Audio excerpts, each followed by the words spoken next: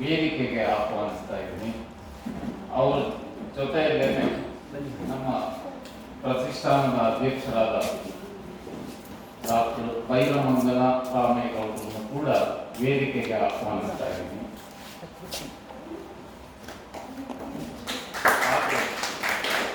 ಕಾರ್ಯಕ್ರಮವನ್ನು ವೀಕ್ಷಿಸಲು ಬಂದಿರುವಂತಹ ನಿಮಗೆಲ್ಲರಿಗೂ ಸ್ವಾಗತ ಬಯಸ್ತೀನಿ.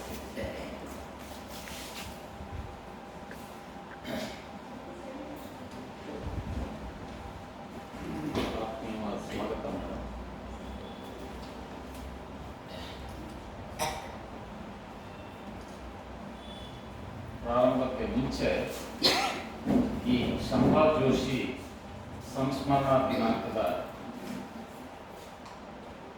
ದತ್ತಿ ಬಗ್ಗೆ ಒಂದು 4 ಮಾತು ಹೇಳ್ತೀನಿ ನೋಡಿ. ಇದು ಬಹಳ ಶ್ರೇಷ್ಠ ವಿದ್ವಾಂಸರನ್ನು ಅನಿಸ್ಕೊಂಡಿದ್ದ ಶಂಭಾ ಜೋಶಿ ಅವರು 95 ವರ್ಷ ಜೀವಿಸಿದರು. ಜನವರಿ 4, 1896ರಲ್ಲಿ ಜನಿಸ್ತಾರೆ. 28/9/1999ರಲ್ಲಿ ಅವರು ನಿಧನರಾಗ್ತಾರೆ. ಈ ಶಂಭಾ ಜೋಶಿ ವಿಚಾರ ವೇದಿಕೆ ಅಂತ ಹೇಳಿ ಬೆಂಗಳೂರಿನಲ್ಲಿ, ಅದಕ್ಕೂ ಮುಂಚೆ ಧಾರವಾಡದಲ್ಲಿ ಶಂಭಾ ಜೋಶಿ ಅವರೇ ಸ್ಥಾಪಿಸಿದಂತಹ ಧರ್ಮ ಪ್ರತಿಷ್ಠಾನ ಅಂತ ಹೇಳಿ ಒಂದು ಸಂಸ್ಥೆ ಇತ್ತು. ಅದನ್ನ ನಡೆಸ್ಕೊಂಡು ಬರ್ತಾ ಇತ್ತು ಶಂಭಾ ಜೋಶಿ ಅವರು. ಆದರೆ ಅವರು ಕಾಲವಾದ ನಂತರ ಒಂದು ದತ್ತಿನ ಸ್ಥಾಪಿಸೋದಕ್ಕೋಸ್ಕರ ಎಷ್ಟು ಕಷ್ಟಪಟ್ಟಿದ್ದಾರೆ ಅದಕ್ಕೆ ಸಂಬಂಧಪಟ್ಟವರು ಅಂತಂದ್ರೆ, ಒಂದು 40,000 ರೂಪಾಯಿ ಹೊಂದಿಸ್ಕೊಳ್ಳಕ್ಕೆ 4 ಜನ ಅದಕ್ಕೆ ಮುಂದೆ ಬಂದರು. ಯಾರಂದ್ರೆ 1980ರಲ್ಲಿ ಶಂಭಾ ಜೋಶಿ ಅವರಿಗೆ ಬೆಂಗಳೂರಿನಲ್ಲಿ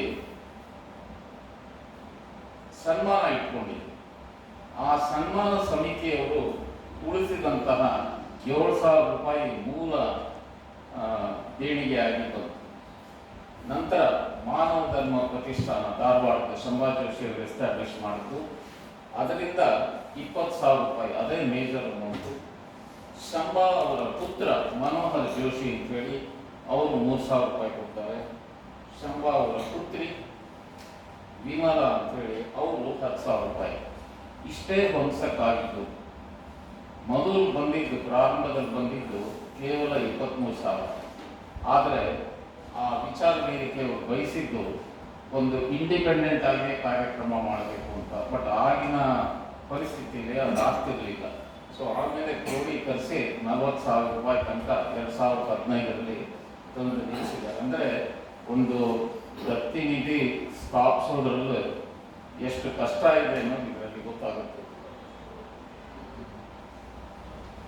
ಸಂಶೋಧನಾ ದಿಗ್ಗಜ ಅಂತ ಅನ್ಸ್ಕೊಂಡವರು ಇವರು ಒಂದು ಹೇಳಿಕೆ ಇವತ್ತಿಗೂ ಮಾನ್ಯ ಮಾಡುವಂಥ ವೇದಿಕೆ. ಕರ್ನಾಟಕದ ಎಲ್ಲೇ ಕಾವೇರಿಯಿಂದ ನರ್ಮದೆವರೆಗೂ ವ್ಯಾಪಿಸಿತ್ತು. ಹಾಗೂ ಇಂದಿನ ಇಡೀ ಮಹಾರಾಷ್ಟ್ರ ಕರ್ನಾಟಕದ ಭಾಗವಾಗಿತ್ತು ಅಂತ ಇವರು ಮೊದಲಿಗೆ ಪ್ರತಿಪಾದಿಸಿದ್ದು ಶಂಭಾ ಜೋಶಿ.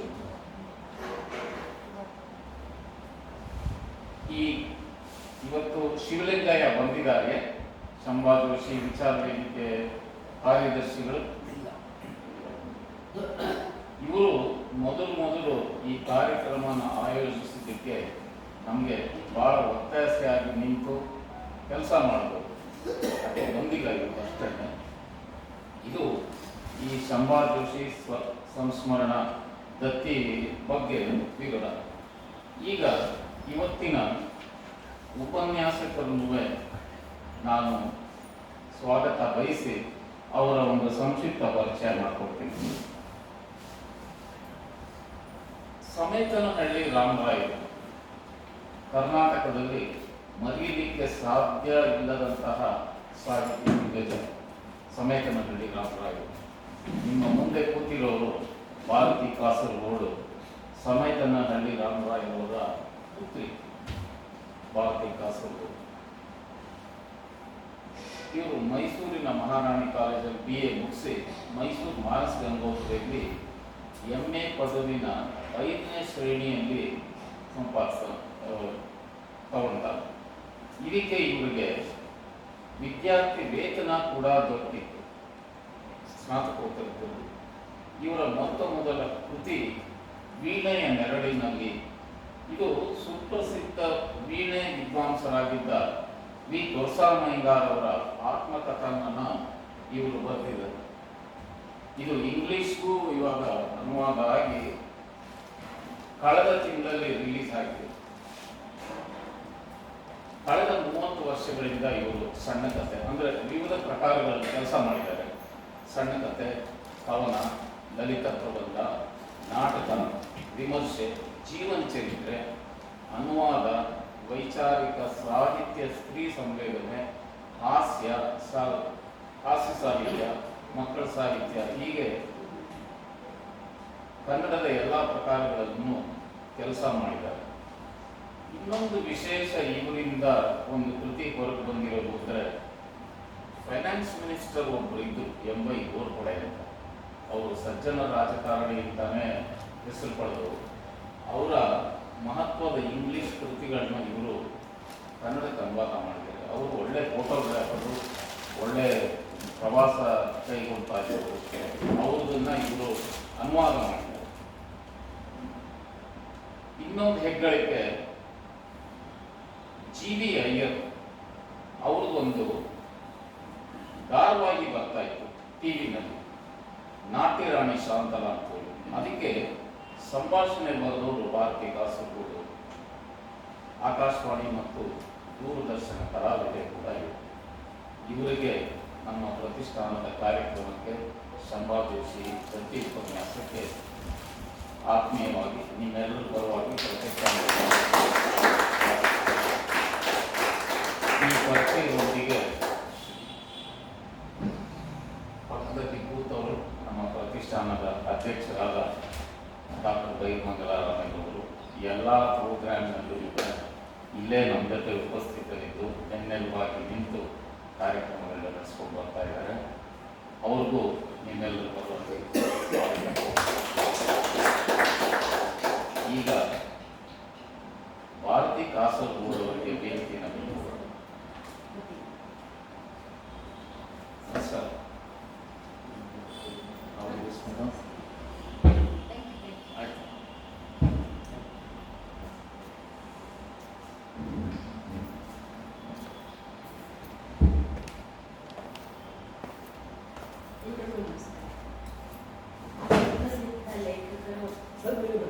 ಹಿರಿಯ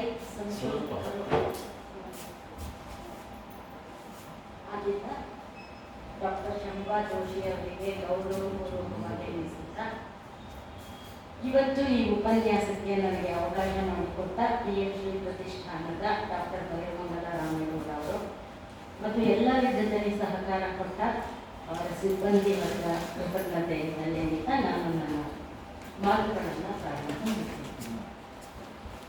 ಜೀವನ ಸೌಂದರ್ಯ ಒಂದು ಶ್ರೇಷ್ಠ ಪರಿಕಲ್ಪನೆ. ಇದು ನಾವು ಮನುಷ್ಯರು ಮಾಡಿಕೊಂಡಿರುವಂತಹ ಪರಿಕಲ್ಪನೆ. ಯಾಕಂದ್ರೆ ಜೀವನನೂ ಇದೆ, ಅಗಾಧವಾಗಿ ಈ ಜೀವನದಲ್ಲಿ ಯಥೇಚ್ಛವಾಗಿ ಸೌಂದರ್ಯನೂ ಇದೆ. ನಾವು ಪರಿಕಲ್ಪನೆ ಮಾಡಿ ಅದನ್ನ ವಿಶ್ಲೇಷಣೆ ಮಾಡಿ ಬುದ್ಧಿ ಎರಡೂ ಇದ್ದೇ ಇದೆ. ಯಾಕಂದ್ರೆ ಮನುಷ್ಯರು ನಮಗೆ ಭಾಷೆ ಇದೆ, ಆಲೋಚನೆ ಇದೆ, ಅಭಿವ್ಯಕ್ತಿ ಇದೆ, ಸಂವಹನ ಇದೆ, ಇವೆಲ್ಲ ಇರೋದ್ರಿಂದ ನಾವು ಇದೆಲ್ಲ ಮಾಡ್ತೇವೆ. ಪ್ರಾಣಿ ಪಕ್ಷಿಗಳನ್ನು ಜೀವನದಲ್ಲಿರೋ ಸೌಂದರ್ಯವನ್ನು ಗ್ರಹಿಸುತ್ತೆ, ಆಸ್ವಾದನೆ ಮಾಡುತ್ತೆ. ಒಂದು ಸಣ್ಣ ಉದಾಹರಣೆ ನಮ್ಮ ಮನೆ ಮಟ್ಟಿಯಿಂದಲೇ ಕೊಡೋದಾದ್ರೆ, ನಮ್ಮಲ್ಲಿ ಭೀಮ ಅಂತ ಒಂದು ಮುದ್ದು ಪುಟಾಣಿ ನಾಯಿ ಬಂದಿತ್ತು. ಅದು ನನ್ನ ಕಡೆಗೆ ಮಲ್ಕೊಂಡಿರ್ತಿತ್ತು. ಹೊರಗಡೆಯಿಂದ ತಂಗಾಳಿ ಬೀಸಿದ್ರೆ ಕೂಡಲೇ ಚಂದ ಅಂತ ನೆಟ್ಟು ಅವನು ಅಂಗಳಕ್ಕೆ ಓಡ್ ಹೋಗ್ತಿದ್ದ. ಯಾಕಂದ್ರೆ ಅಂಗಳದಲ್ಲಿ ನಾನು ಒಂದು ಮಲ್ಲಿಗೆ ಪೊದೆನ ಸಾಕಿದ್ದೆ. ಅವನ ತಂಗಾಳಿಲಿ ಮಲ್ಲಿಗೆ ಸುಗಂಧ ಬಂದಿರುತ್ತೆ.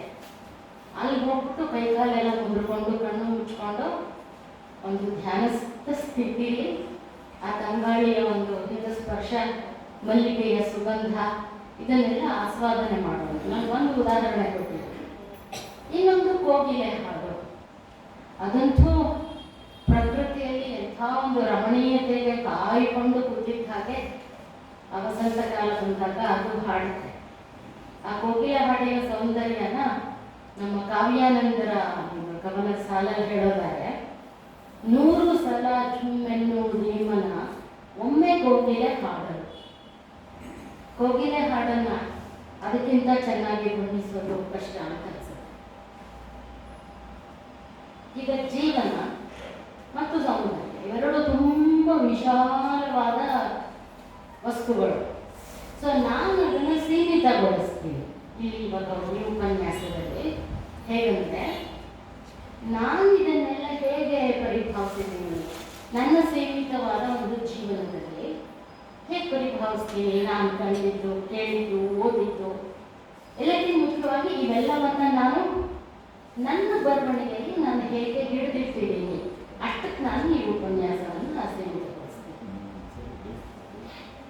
ನಾವು ಕೆಲವು ವರ್ಷಗಳ ಹಿಂದೆ ಭಾರತ್ ನಗರ ಅಂತ ಒಂದು ಗ್ರಾಮ, ಸುಂಕದಕಟ್ಟೆ ಹತ್ರ, ಅಲ್ಲಿ ನಾವಲ್ಲಿ ಹೋದಾಗ ಮನೆಗಳು ಹೆಚ್ಚಿರಲಿಲ್ಲ, ಹೊಲ ಗದ್ದೆಗಳೇ ಜಾಸ್ತಿ ಇತ್ತು.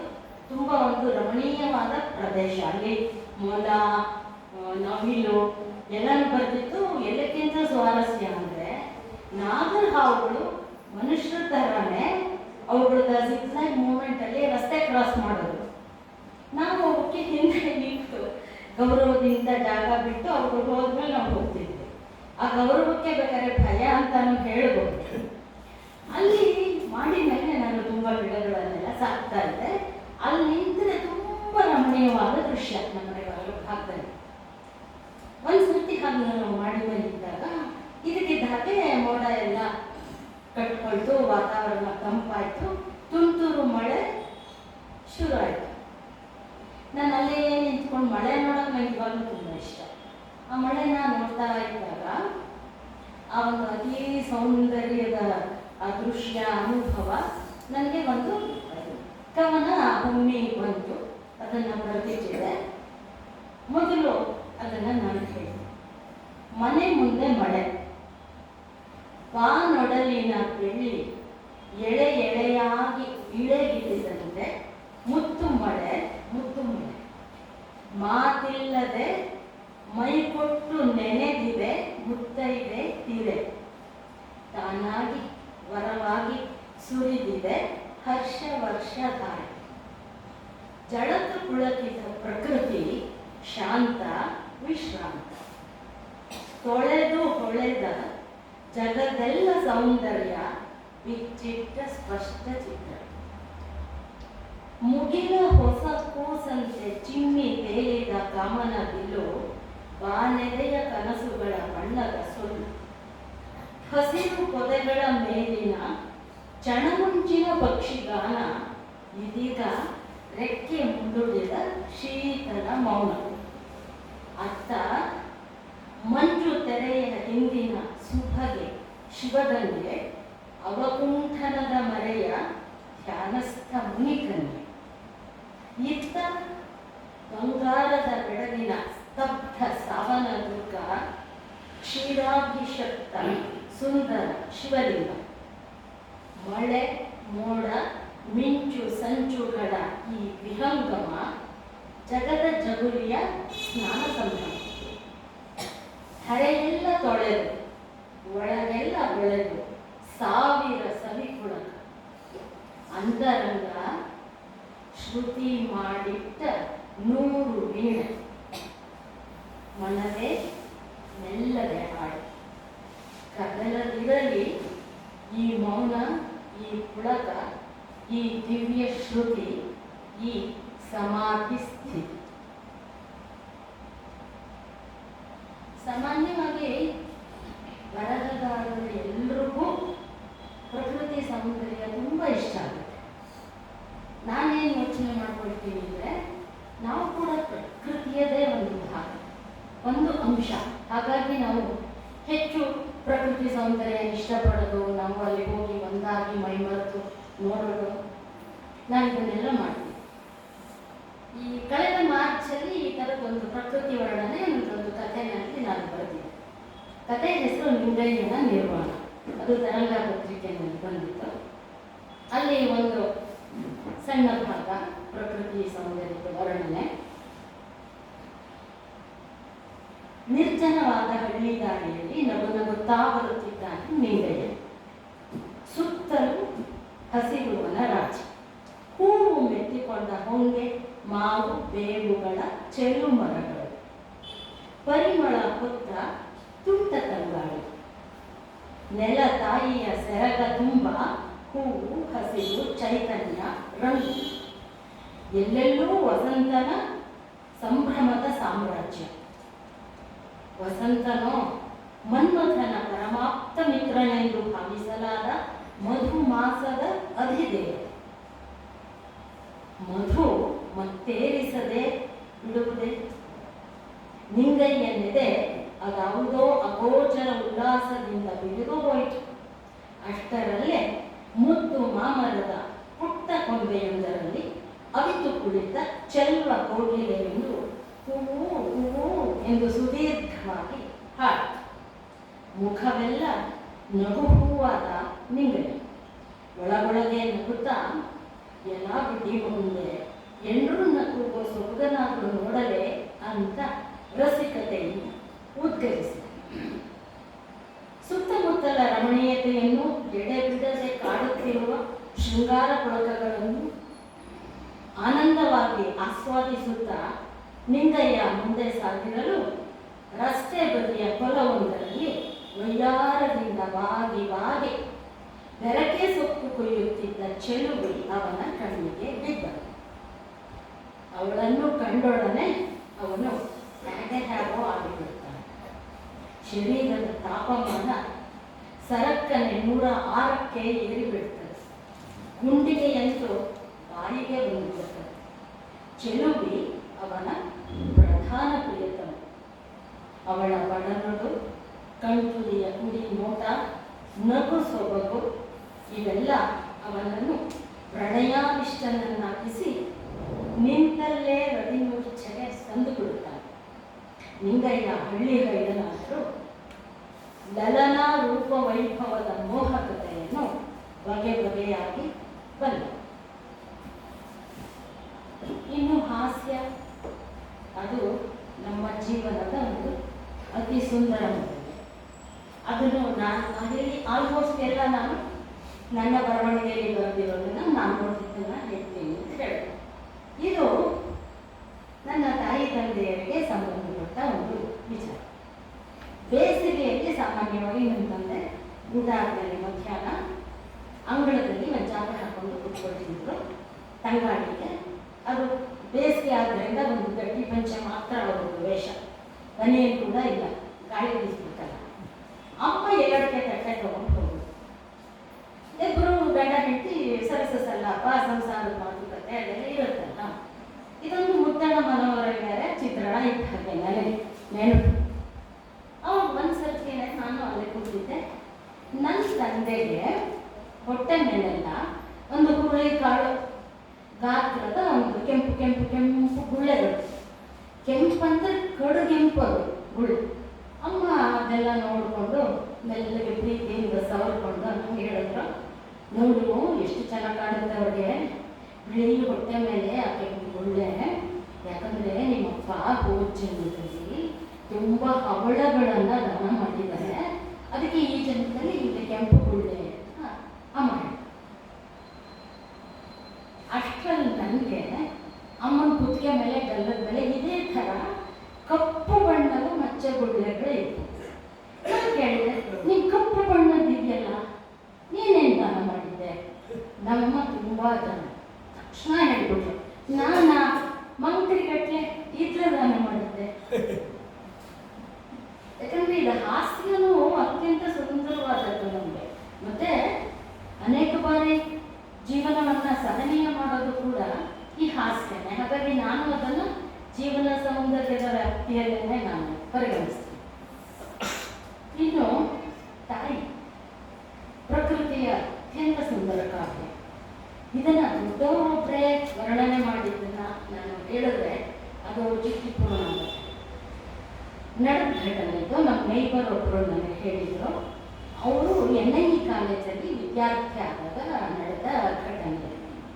ಅಲ್ಲಿಗೆ ಸರ್ ಎಂ ವಿಶ್ವೇಶ್ವರಯ್ಯನವರನ್ನ ಅತಿಥಿಯಾಗಿ ಒಂದು ಸಮಾರಂಭಕ್ಕೆ ಕರೆಸಿದ್ದಾರೆ.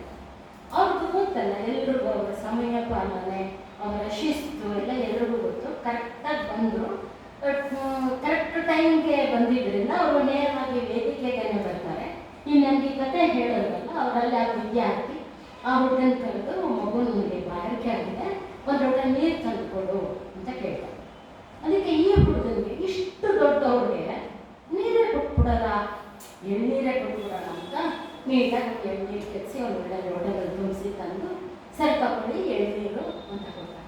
ವಿಶ್ವೇಶ್ವರಯ್ಯನವರು ನಕ್ಬಿಟ್ಟು ಹೇಳ್ತಾರೆ, ನನಗೆ ಬಾಯಾರಿಕೆ ಆಗಿದೆ, ಮಗು ನೀರು ಕೊಡೋ ಮೊದಲು ನೀನು ಕೊಡೋ ಎಳ್ನೀರು ನಾನು ತಗೊಳ್ತೀನಿ ಆಮೇಲೆ ಅಂದ್ಬಿಟ್ಟು ಒಂದು ಮಾತು ಹೇಳಿದ್ರು. ನೀರಿಗೆ ಮತ್ತು ತಾಯಿಗೆ ಇನ್ನೊಂದು ಹೋಲಿಕೆ ಇಲ್ಲ. ಇದನ್ನ ಇಂಥ ದೊಡ್ಡವರು ಯಾವಾಗಲೂ ಅಷ್ಟೇ, ದೊಡ್ಡ ದೊಡ್ಡ ಮಾತುಗಳು, ಶ್ರೇಷ್ಠವಾದ ಭಾವನೆಗಳು ಎಲ್ಲ ಬರೋದು ದೊಡ್ಡವರಿಂದಲೇ. ಅವರ ಅನುಭವ, ಜೀವನ ದರ್ಶನಗಳು ಆ ಥರ ಇರುತ್ತೆ. ಮತ್ತು ನಾನು ಅಂದ್ಕೊಳ್ತೀನಿ, ನಿಜವಾಗಿ ಹೇಳಬೇಕಂದ್ರೆ ಜೀವನೋತ್ಸಾಹನೇ ಜೀವನ ಸೌಂದರ್ಯ. ಅದಕ್ಕೆ ಇನ್ನೊಂದು ಉದಾಹರಣೆ ನಾನು MV ಅವರನ್ನೇ ಹೇಳ್ತೀನಿ. ಅವ್ರಿಗೆ 100 ವರ್ಷ ಸಾರ್ಥಕವಾಗಿ ಬದುಕಿ ಮನುಕುಲಕ್ಕೂ ಬೇಕಾದಷ್ಟು ಕಲ್ಯಾಣವನ್ನು ಮಾಡಿ ಎಲ್ಲವನ್ನ ಮಾಡಿ ಕಡೆಗಾಲದಲ್ಲಿ ಅವರು ಮಲಕೊಂಡಿರ್ತಾರಲ್ಲ, ಆಗ ಒಬ್ಬ ಸಂದರ್ಶಕರು ಹೋಗ್ತಾರೆ. ಸರ್ ಎಲ್ಲ ಆಯಿತು, ವಿಶ್ರಾಂತ ಜೀವನ, ಇವಾಗ ಹಾಸ್ಟೆಲ್ನಲ್ಲಿ ಮಲಗಿಬಿಟ್ಟಿದ್ದೀರಾ, ತನ್ನ ಉತ್ತರತನ ಅಂತ ತಿಳ್ಕೊಳ್ಬೇಡಿ, ಒಂದು ಪ್ರಶ್ನೆ ಕೇಳ್ತೀನಿ, ನಿಮ್ಮ ಮುಂದಿನ ಕನಸು ಏನು ಅಂತ ಕೇಳ್ತಾರೆ ಸಂದರ್ಶಕರು.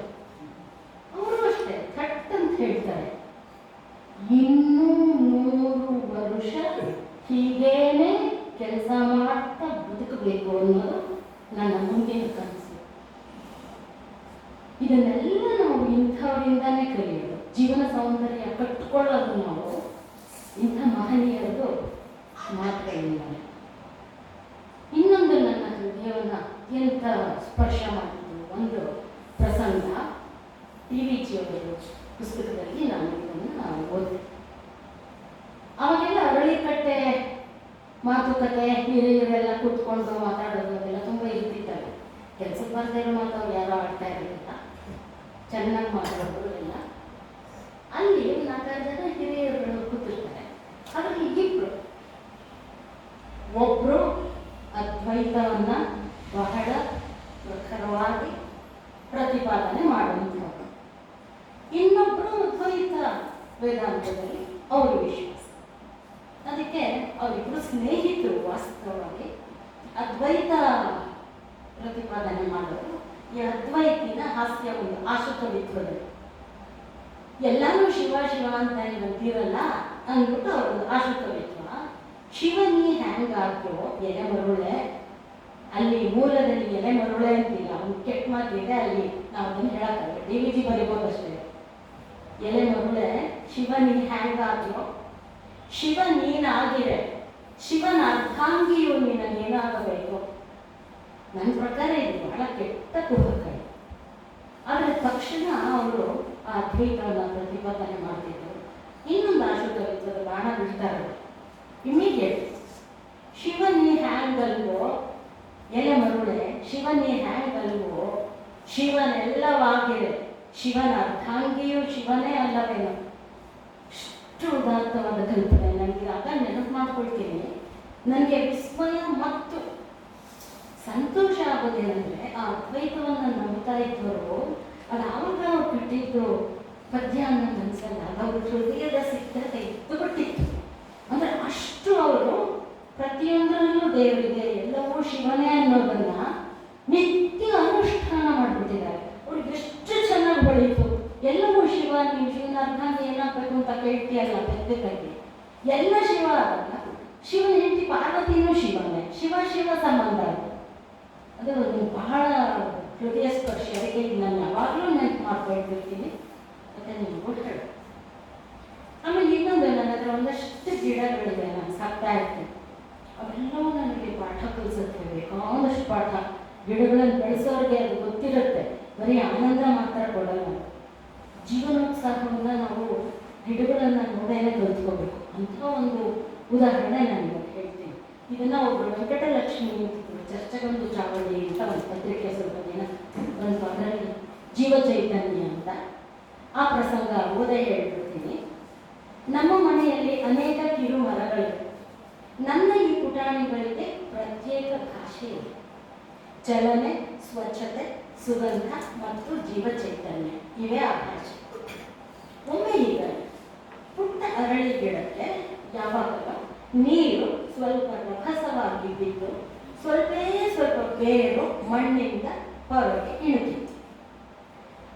ಮರುದಿನ ಸರಿಪಡಿಸೋಣ ಅಂದುಕೊಂಡು, ಆದರೆ ಯಾವ ಕಾರಣಕ್ಕೋ 2 ದಿನ ಆ ಕಡೆ ಗಮನ ಕೊಡಲಾಗಲಿಲ್ಲ. 3ನೇ ಸಂಜೆಯ ನೆನಪು ಮಾಡಿಕೊಂಡು ಓಡಿ ಹೋಗಿ ಪರೀಕ್ಷೆ ಮಾಡಿದರೆ ಅದ್ಭುತ ನೋಟ ಕಾಣಿ. ಪುಳಕ ನೀಡುವ ಅನುಭವ ಅದು. ಹೊರಗೆ ಇಣುಕಿದ್ದ ಆ ಅತಿ ಸಣ್ಣ ಬೇರು ತುಂಡಿನಲ್ಲೇ ಹೊಚ್ಚ ಹೊಸ ತಳಿರು ಅರಳಿ ನಿಂತಿತ್ತು.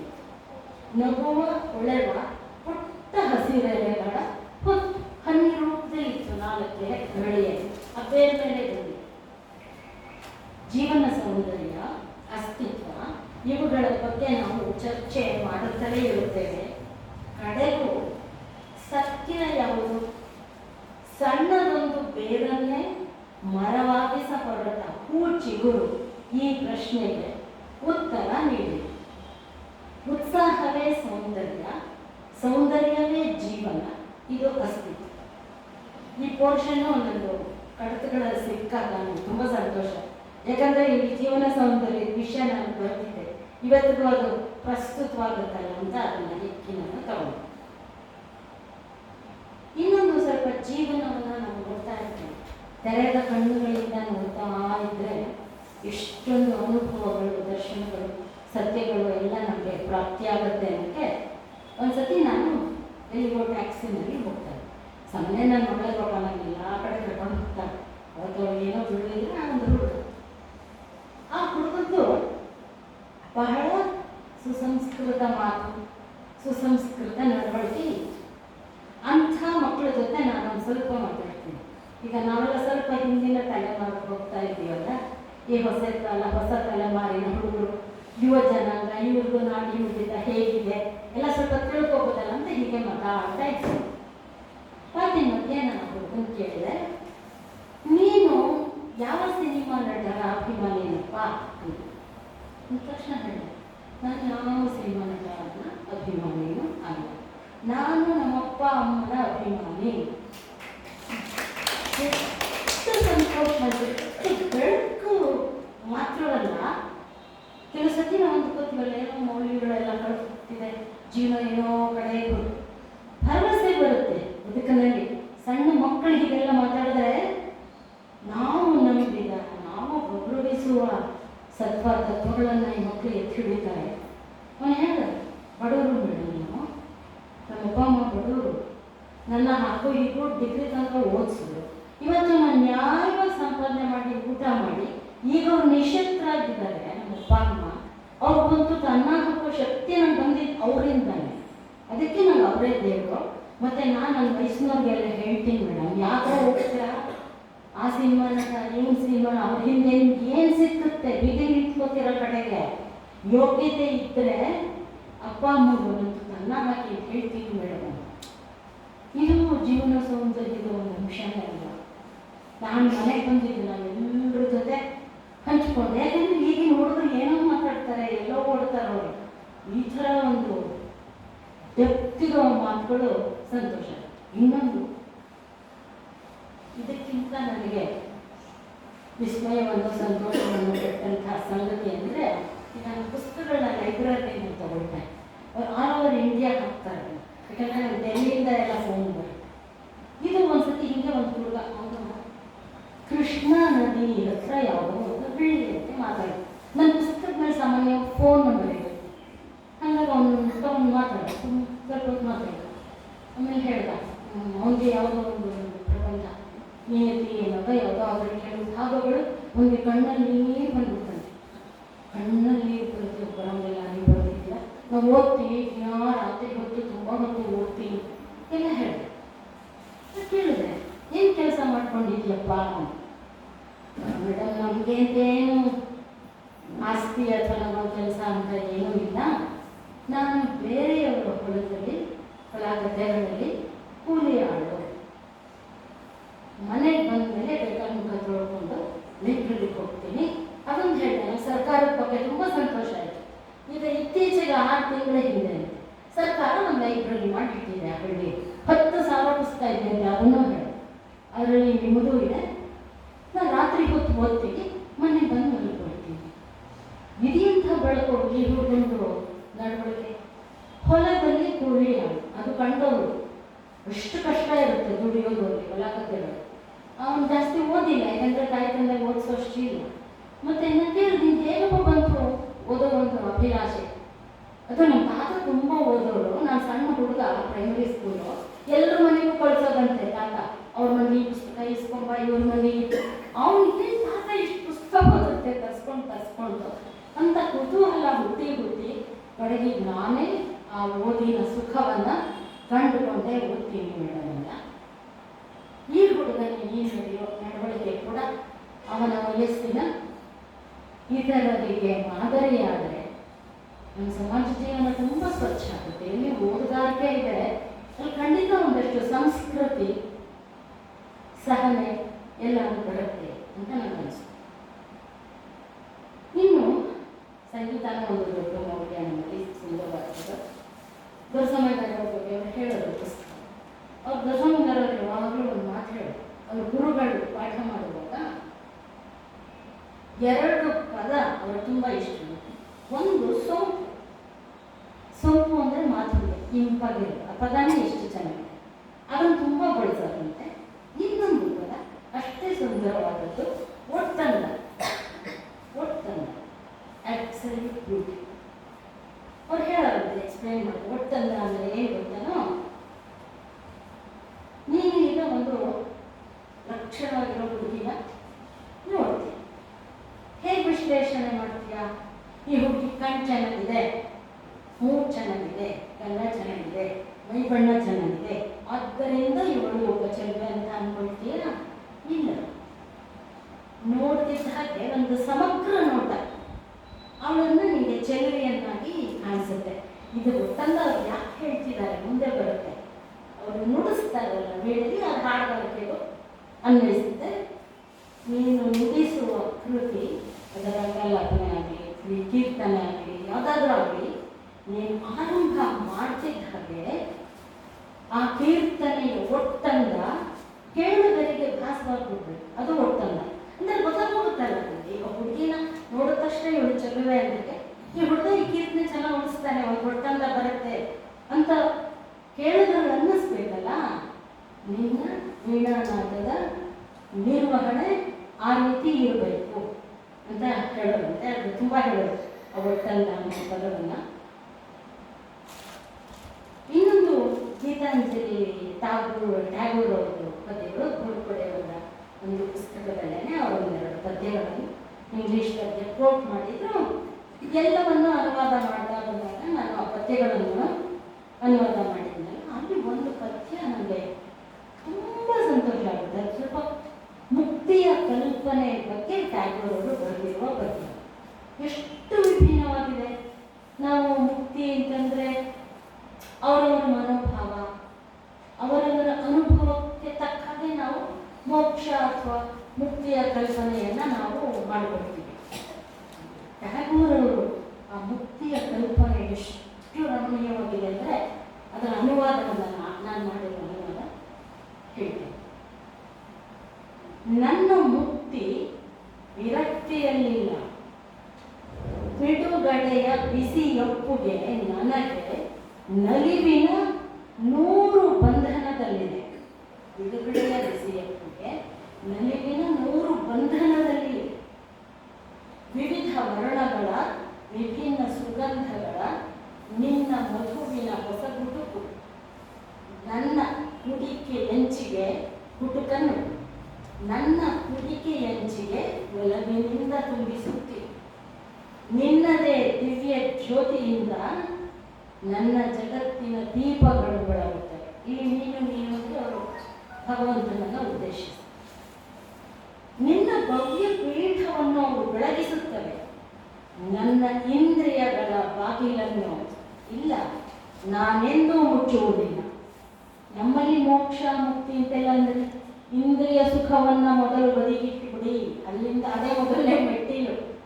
ಇವ್ರು ಹೇಳ್ತಾರೆ ಇಂದ್ರಿಯಗಳ ಬಾಗಿಲನ್ನು ನಾನೆಂದೂ ಮುಚ್ಚುವುದಿಲ್ಲ. ದೃಶ್ಯ ಶ್ರವಣಗಳ ರುಚಿ ಸ್ಪರ್ಶಗಳ ಅಮಿತಾನಂದ ನಿನ್ನದೇ ದಿವ್ಯಾನಂದವನ್ನು ಬಿಂಬಿಸುತ್ತವೆ. ನೋಡಿ, ಇವೆಲ್ಲ ದೃಶ್ಯ ಶ್ರವಣ ರುಚಿ ಸ್ಪರ್ಶಗಳಿಂದ ಬರೋ ಆನಂದ ಭಗವಂತನ ಆನಂದನೇ ನನಗೆ ಬಿಂಬಿಸ್ತವೆ. ಹೌದು, ನನ್ನೆಲ್ಲ ಭ್ರಮೆಗಳು ಉಲ್ಲಾಸದ ಬೆಳಕಾಗುತ್ತವೆ. ನನ್ನೆಲ್ಲ ಆಸೆಗಳು ಪ್ರೀತಿಯ ಹಣ್ಣುಗಳಾಗಿ ಮಾಡುತ್ತವೆ. ನಾವು ಅದಕ್ಕೆ ಹೇಳೋದು, ಯಾತಕ್ಕೆ ಓದಬೇಕು? ಒಂದಷ್ಟು ಸಾಹಿತ್ಯ ಪುಸ್ತಕಗಳು ಬೇರೆ ಬೇರೆ ಒಂದೊಂದು ಪುಸ್ತಕ ಅದನ್ನು ಬರೆದವರು ಮನಸ್ಸು, ಆ ಮನಸ್ಸು ಎಷ್ಟು ವಿಭಿನ್ನ ರೀತಿಗಳಲ್ಲಿ ಆಲೋಚನೆ ಮಾಡುತ್ತೆ, ಅನುಭವ ಕಟ್ಟಿಕೊಡುತ್ತೆ. ಇದು ಎಷ್ಟೊಂದು ವಿನೂತನವಾಗಿದ್ರು ಒಂದು ನನಗೆ ತುಂಬ ಸಂತೋಷ ಆಗಿತ್ತು, ನಿರಪಾಯಕಾರಿಯಾಗಿದೆ ಈ ಪದ್ಯ. ಇಲ್ಲಿ ಇವರು ನಾನು ಇದೆಲ್ಲ ಮಾಡ್ತೀನಿ, ನನಗೆ ಮುಕ್ತಿ ಅಂದರೆ ನನಗೆ ಈ ಕಲ್ಪನೆ ಅಂದಾಗ ಬೇರೆ ಯಾರಿಗೂ ಮನಸ್ಸಿಗೂ ತೊಂದರೆ ಇಲ್ಲ, ಮೈಗೂ ತೊಂದರೆ ಇಲ್ಲ. ಅವ್ರ ಪಾಡುವುದು ಮುಕ್ತಿಯ ಒಂದು ವಿಭಿನ್ನ ಕಲ್ಪನೆಯಲ್ಲಿ ಅವ್ರು ಸಂತೋಷವಾಗಿದ್ದಾರೆ. ಹಾಗಾಗಿ ಈ ಪದ್ಯ ನನಗೆ ನಿಮ್ಮ ಜೊತೆ ಹಂಚ್ಕೊಳ್ಳೋಕ್ಕೆ ನಂತರ ಇನ್ನೊಂದು ನನ್ನ ಅತ್ಯಂತ ಪ್ರೀತಿಯ ಲೇಖಕಿನೋ ಸಾಹಿತಿನೋ ದಾರ್ಶನಿಕನೋ ಅಕ್ಕಮ್ಮ. ಆಕೆ ಒಂದು ವಚನ ನನಗೆ ತುಂಬ ಇಷ್ಟ. ಹಸಿವಾದೊಡೆ ಭಿಕ್ಷಾನ್ನಗಳುಂಟು, ತೃಷೆಯಾದೊಡೆ ಕೆರೆ ಬಾವಿಗಳುಂಟು, ಶಯನಕ್ಕೆ ಹಾಳು ದೇಗುಲಗಳುಂಟು. ಅದರೊಳಗೆ ಗೊತ್ತು ಅವಳು ನಮ್ಮ ಥರ ಅಲ್ಲ, ಇದಿಷ್ಟಕ್ಕೆ ಸೀಮಿತಳಲ್ಲ, ಅವಳ ಜೀವನ ಇದಿಷ್ಟಕ್ಕೆ ಸೀಮಿತವಲ್ಲ, ಇದಿಷ್ಟೇ ಪರಮಾನಂದ ಕೊಡೋದಲ್ಲ ಅವಳಿಗೆ. ಇದನ್ನು ಮೀರಿ ಬಂದಿದೆ ಆತ್ಮ ಸಾಂಗತ್ಯ. ಇದನ್ನು ನಾನು ಯಾಕೆ ಹೇಳಿದೆ ಅಂದರೆ ಇದು ತುಂಬ ಮಹತ್ವದ ಒಂದು ಪರಿಕಲ್ಪನೆ ಆತ್ಮ ಸಾಂಗತ್ಯ. ಕೆಲವ್ರಿಗೆ ಹೇಳ್ಕೊಳ್ಳೋಕ್ಕೆ ಬರದೇ ಇರಬಹುದು. ಪ್ರತಿಯೊಬ್ಬರಿಗೂ ಆತ್ಮ ಸಂಗಾತಿ ಬೇಕು. ಎಲ್ಲರಿಗೂ ಆತ್ಮ ಸಂಗಾತಿಗಳು ಆಗುವುದೂ ಇಲ್ಲ. ಮತ್ತು ಕೆಲವು ಬಾರಿ ನಾವು ಭಾವಿಸಿದವರು ನಮಗೆ ಆತ್ಮ ಸಂಗಾತಿಗಳು ಆಗಲ್ಲ. ಬಟ್ ಕೆಲವು ಸರಿ ಅನೇಕ ಆತ್ಮ ಸಂಗಾತಿಗಳೇ ಬೇಕಾಗಬಹುದು ಒಂದು ಪ್ರಬುದ್ಧವಾದ ಮನಸ್ಸಿಗೆ. ಈ ಸಂಗೀತದ ವಿಚಾರಕ್ಕೆ ಸಂಗೀತ ಗೊತ್ತಿರದೇ ಇರೋರು ನಂಗೆ ಹೆಂಗೆ ಆತ್ಮ ಸಂಗಾತಿ ಆಗ್ತಾರೆ? ಚೆನ್ನಾಗಿ ಗೊತ್ತಿದ್ದು ವಿಮರ್ಶೆ ಮಾಡೋರು, ಎಂಜಾಯ್ ಮಾಡೋರು ಬೇಕು. ಹಾಗೆ ಸಾಹಿತ್ಯಕ್ಕೆ ಹಾಗೆ ಅನೇಕ ಬಾರಿ ನಮಗೆ ದುಗುಡ ಗುಮಾನಗಳು ಎಷ್ಟೋ ಇರ್ತಾರೆ. ಸೈಕ್ಯಾಟ್ರಿಸ್ಟ್ ಹೇಳ್ತಾರೆ ಅತ್ಯಂತ ನಂಬಿಕೆಗೆ ಆಧಾರವಾದವರು, ಇದು ಸ್ವಲ್ಪ ಅನುಮಾನದ ವಿಷಯ, ನಂಬಿಕೆಗೆ ಆಧಾರವಾದವರು ಅವರಲ್ಲಿ ನೀವು ಹೇಳ್ಕೊಂಡ್ಬಿಡಿ ಹಗುರ ಆಗ್ತದೆ. ಇದಕ್ಕೊಬ್ಬರು ಆತ್ಮ ಸಂಗಾತಿ ಬೇಕು. ನನಗೆ ಅಕ್ಕನೇ ಆತ್ಮ ಅವಳು ಅವರಿವರು ನಂಗೆ ಬೇಡಲೇ ಬೇಡ ಅಂತ ಎಲ್ಲರನ್ನೂ ಬಿಸಾಕ್ಬಿಡ್ತಾರೆ. ಅವನಿಗೆ ಚನ್ನಮಲ್ಲಿಕಾರ್ಜುನ ಸಾಕು ನೋಡಿ, ಅವಳು ನಮ್ಮ ಮೀರಾಬಾಯಿ ಥರ. ಹಾಗೆ ಇದೇ ಸಂದರ್ಭದಲ್ಲಿ ನನಗೆ ಇನ್ನೊಂದು ತುಂಬ ಇಷ್ಟವಾದ ಮಾತು ನನಗೆ ನೆನಪಾಗ್ತಾ ಇದೆ. ಅದು ನಮ್ಮ ಶಂಕರಾಚಾರ್ಯರದು ವಿವೇಕ ಚೂಡಾಮಣಿಯಿದೆ. ಅವರು ಒಂದು ಶ್ಲೋಕದಲ್ಲಿ ಹೇಳ್ತಾರೆ,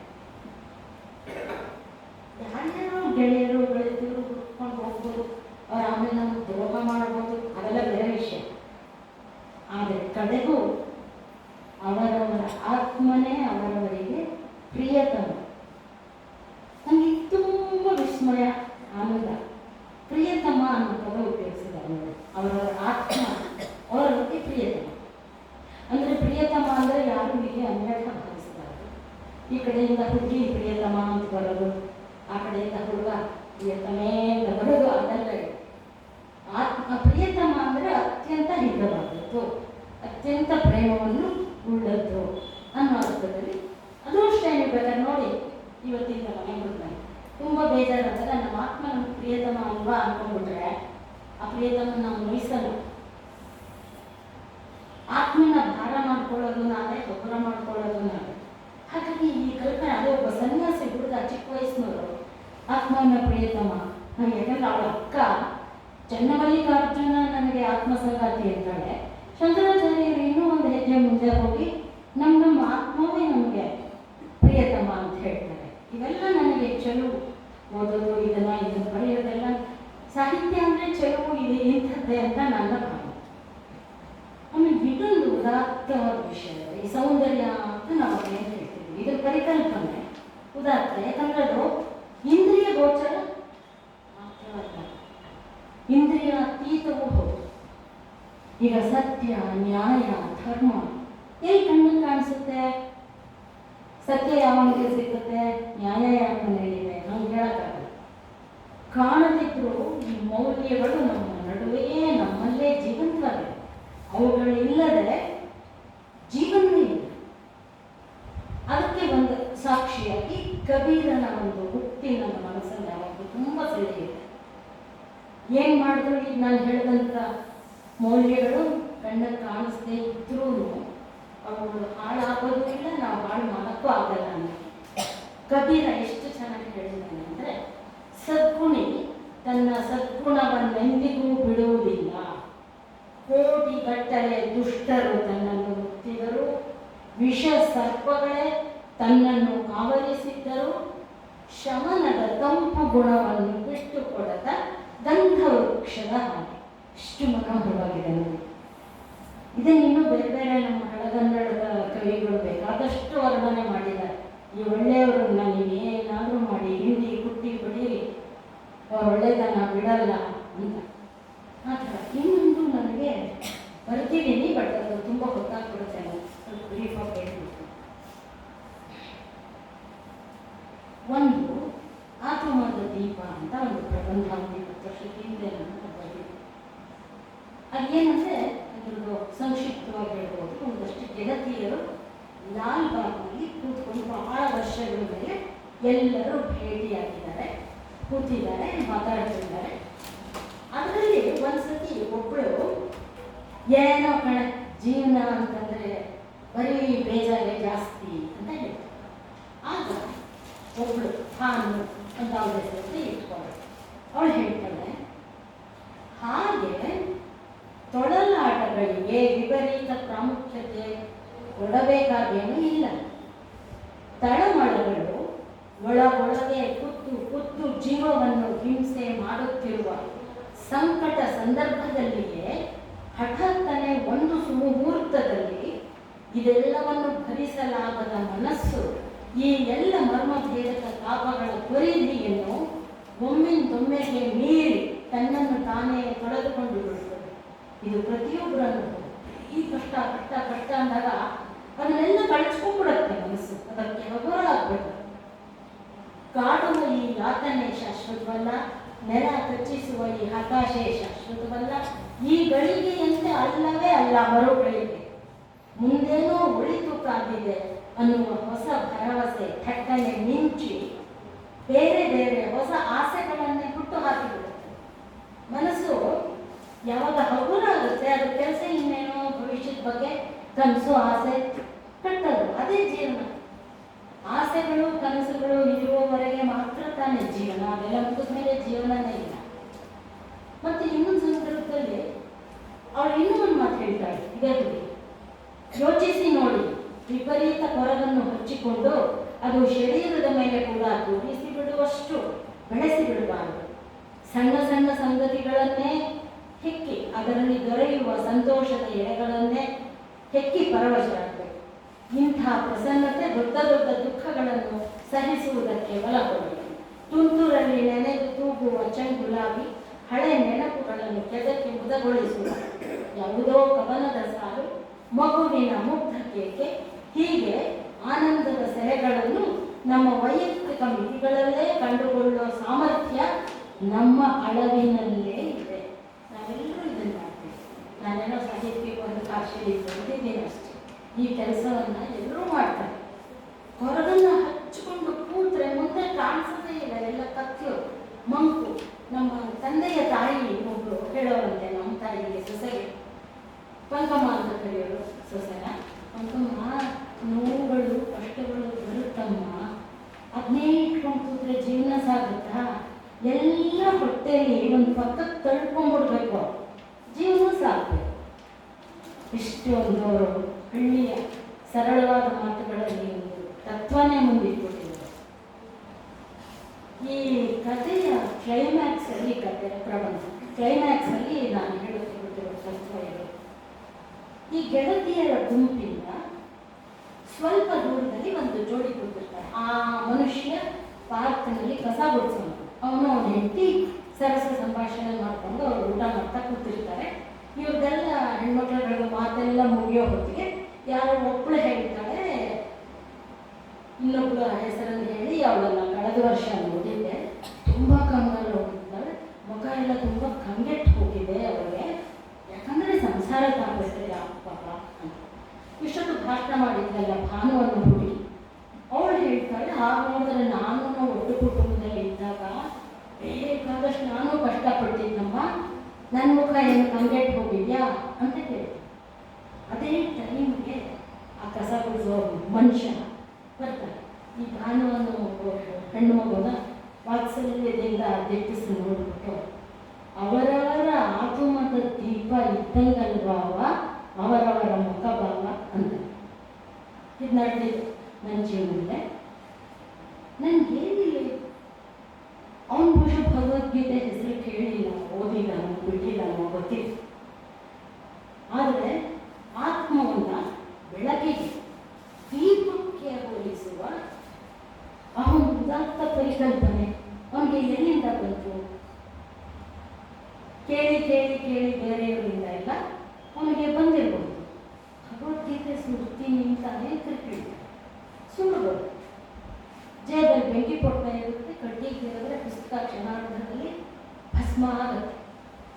ಆದರೆ ಈ ಒಬ್ಬ ಬಹುಶಃ ಓದುವಿಕೆ ಏನೂ ಇಲ್ಲದ ಮನುಷ್ಯನಲ್ಲಿ ಕೂಡ ಭಗವದ್ಗೀತೆಯ ಬೇರೆ ಎಲ್ಲ ಬಿಟ್ಕೊಡಿ, ಭಗವದ್ಗೀತೆಯಲ್ಲಿ ನಾನು ಎಲ್ಲವನ್ನೂ ಓದೂ ಇಲ್ಲ ಮತ್ತು ಅದನ್ನೊಂದು ಪವಿತ್ರ ಗ್ರಂಥ, ಧರ್ಮ ಗ್ರಂಥ ಅಂತ ನನ್ನ ಭಾವನೆ.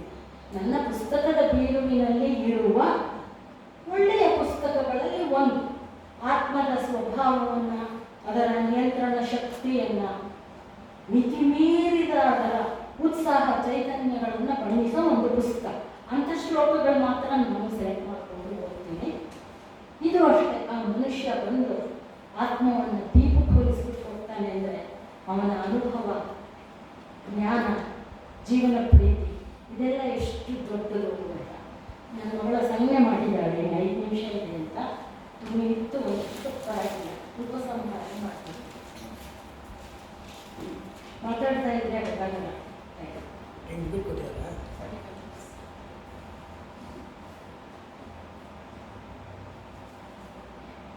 ಕೆಲವೆಲ್ಲ ನಾನು ಜೀವನ ಸೌಂದರ್ಯವನ್ನೆಲ್ಲ ಕುರಿತು ನಾನು ಹೇಗೆ ಗ್ರಹಿಸಿದೆ ಬರ್ತಿದ್ದೀನಿ, ನಿಮ್ಮ ಜೊತೆ ಹಂಚ್ಕೊಂಡಲ್ಲ. ಜೀವನದಲ್ಲಿ ಸೌಂದರ್ಯ ಮಾತ್ರ ಇದೆಯಾ? ಹಾಗೆ ಭಾವಿಸಿದ್ರೆ ಭ್ರಮೆ, ಅದು ಸುಳ್ಳು, ವಾಸ್ತವ ಆಗಲ್ಲ.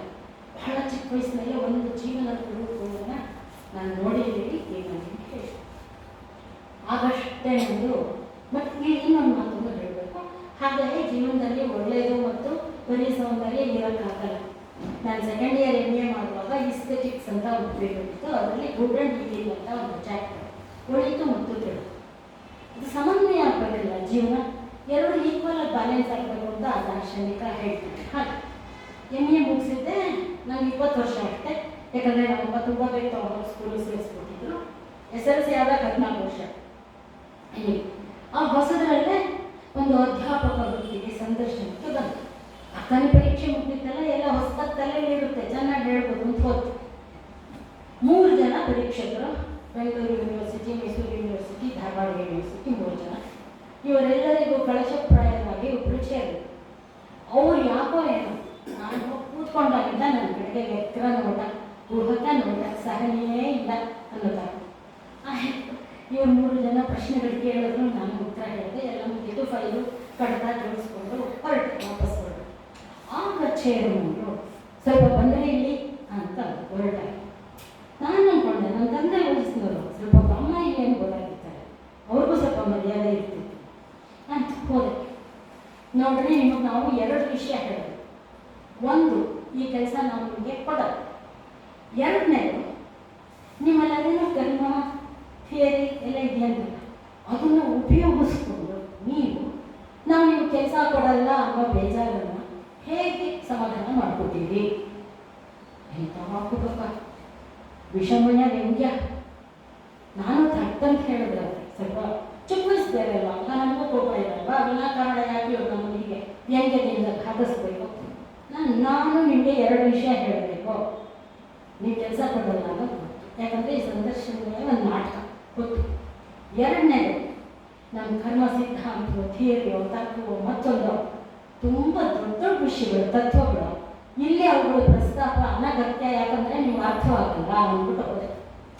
ಮನೆಗೆ ಹೋಗಿ ಏನು ನಡೀತು ನಮ್ಮಪ್ಪ ಬುದ್ಧಲ್ಲ ಹೇಳಿದ್ರೆ ಖಂಡಿತವಾಗಿ ಲೋಕ ವಿರೋಧಿ, ನೀವು ಉದ್ಧಾರ ಆಗಲ್ಲ ಅಂತ ತಲೆ ಚಿಚ್ಕೊಂಡಿದ್ರು. ಏನೇ ಕುರೂಪ ಅಂತ ಬಂದಾಗ ನೋಡಿ, ನನ್ನ ತಂದೆ ವಯಸ್ಸಿನವರು ಸಾಹಿತಿಗಳು, ಒಂದು ಸಣ್ಣ ಮಗಳ ವಯಸ್ಸನ್ನು ಹೆಣ್ಣು ಮಗಳನ್ನವರು ಇಷ್ಟೊಂದು ವ್ಯಂಗ್ಯದಿಂದ ಮಾತಾಡೋ ಅಗತ್ಯ ಇರಲಿ. ಅವ್ರು ಏನಪ್ಪ ಅನ್ನಿಸ್ತು ಮಾಡಿದ್ದಾರೆ ಬಿಡಿ ಇರೋರಿಗೂ. ಏನಿದೆ ಈಗ ಈ ಇಡೀ ಉಪನ್ಯಾಸದ ಒಂದು ಉಪಸಂಹಾರವನ್ನು ಪದ ಉಂಟು ನನ್ನ ಎದೆಯಾಗೆ ಅಂತ ಒಂದು ಪ್ರಬಂಧ ಬರ್ತದೆ. ಅದರ ಉಪಸಂಹಾರ ಹೇಳಿಬಿಟ್ರೆ ನನ್ನ ಕೆಲಸ.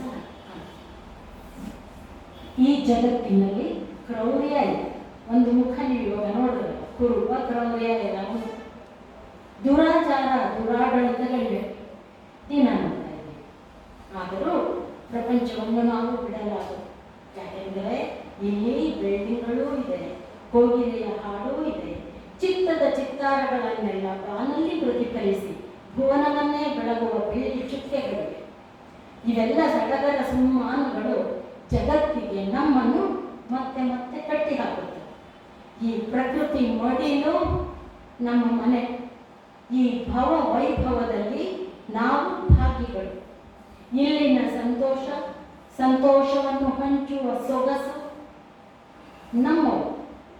ಬಾಳ ಪಯಣದ ಗೀತಗತಿಯಲ್ಲಿ ಸಾಲದೆ ಇಷ್ಟು ಮಧುರ ಶ್ರುತಿ. ಈಗ ಕೊನೆಯಲ್ಲಿ ಆದರೆ ಬಹಳ ಮುಖ್ಯವಾಗಿ ಮಾತಾಡಬೇಕು, ಜೀವನ ಸೌಂದರ್ಯದ ಬಗ್ಗೆ ಸಾಕಷ್ಟು ಹೇಳಿದೆ.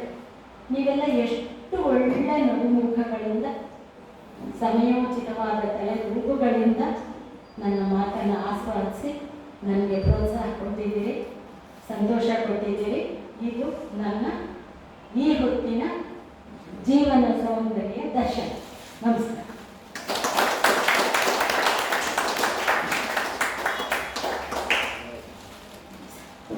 ಸರ್ ಒಂದು ಎರಡು ಮಾತಾಡ್ತೀರಾ?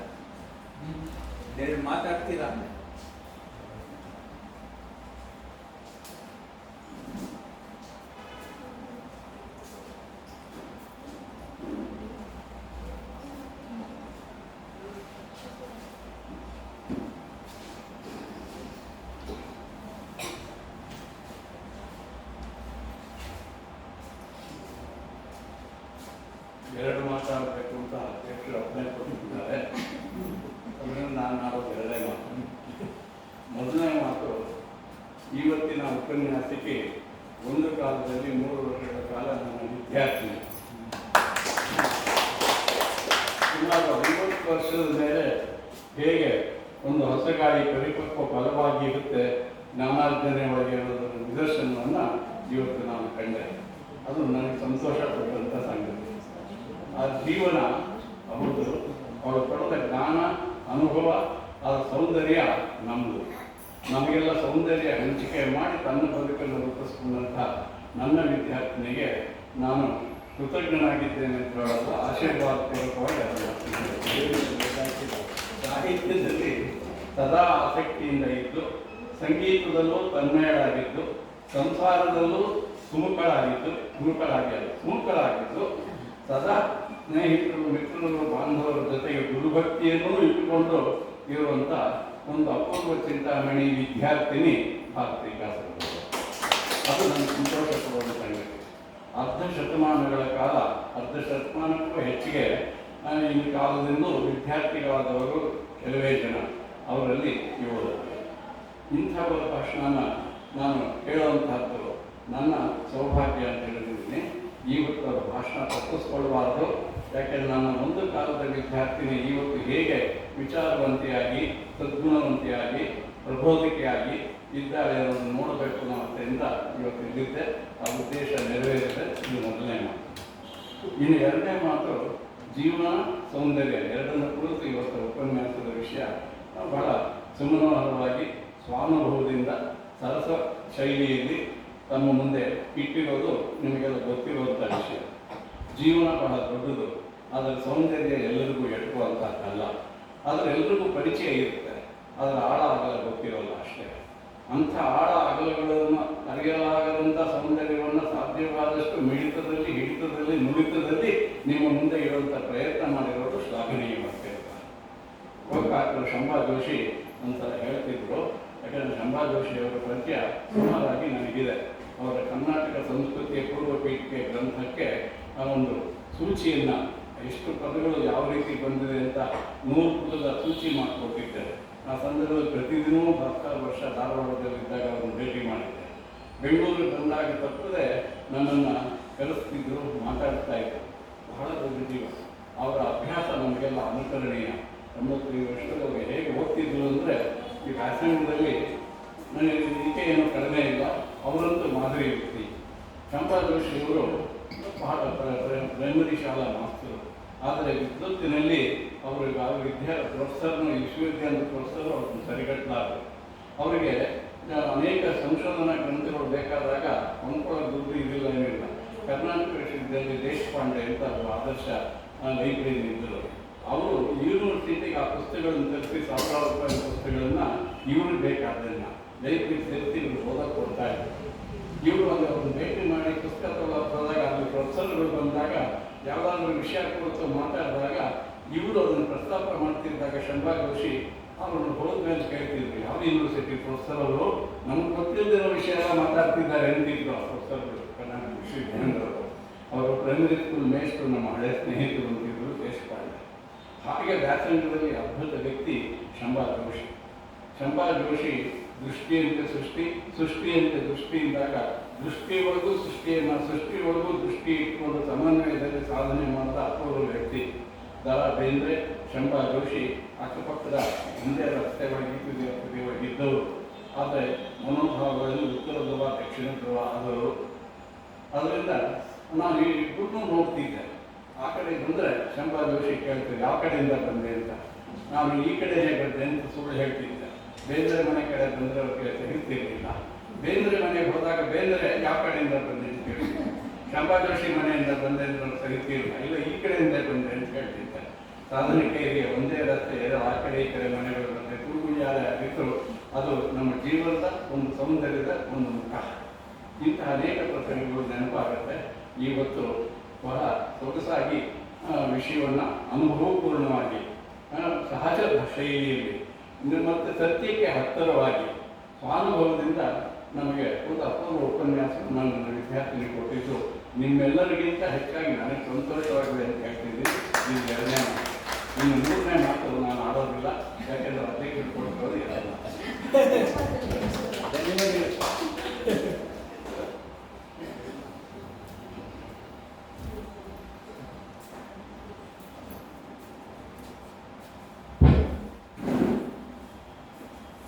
ಬಹುಮುಖ ಪ್ರತಿಭಾವಂತರಾದ